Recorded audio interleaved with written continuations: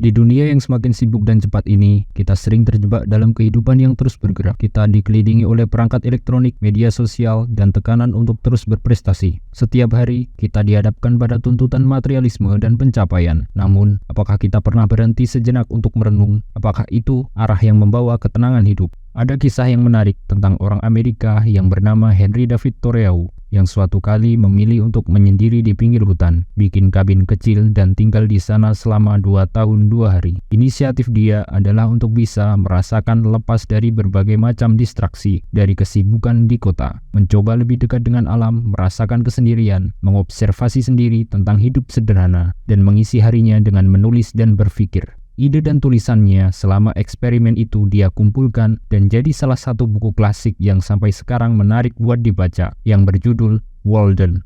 Salah satu kalimat menarik Thoreau yang ia tulis adalah kesederhanaan, kesederhanaan, kesederhanaan. Saya katakan, jadikanlah urusanmu menjadi 2 atau 3 saja dan bukan 100 atau 1000. Thoreau percaya pada kekuatan kesederhanaan. Seni menemukan kebahagiaan sejati bukan dalam kepemilikan, melainkan dalam pemenuhan kebutuhan dasar. Thoreau menilai bahwa kesuksesan sejati adalah tentang hidup dengan sadar dan bermakna, mengikuti nilai-nilai yang disadari dan diyakini, serta belajar terus-menerus tentang siapa kita sebenarnya dan bagaimana kita ingin hidup. Kesuksesan tidak hanya dilihat dari pencapaian luar atau popularitas, tetapi juga dari kepuasan dalam menjalani hidup yang diinginkan dengan sebaik-baiknya. Banyak orang menjalani hidup dalam keputusasaan. Ini menjadi salah satu kalimat di buku tersebut. Thoreau meyakini jika kita tidak mau belajar ke dalam diri dan hanya hidup berdasarkan tuntutan sosial, hal ini akan mengarah kepada kekosongan, hampa tanpa makna. Dia mendorong kita tidak hanya untuk belajar tentang dunia di sekitar kita, tetapi juga untuk memahami diri kita sendiri dengan mendalam, merasakan kesadaran hidup dalam setiap momen peristiwa. Dengan memahami diri kita sendiri, kita menemukan jalan menuju kehidupan yang lebih nyata dan memuaskan. Thoreau juga menekankan pentingnya memprioritaskan waktu dan energi pada hal-hal yang benar-benar penting dan berharga bagi kita. Terkadang kita sering terjebak dalam kegiatan dan hubungan yang tidak memberikan makna atau kebahagiaan, sehingga penting untuk sadar memilih bagaimana kita menghabiskan waktu kita.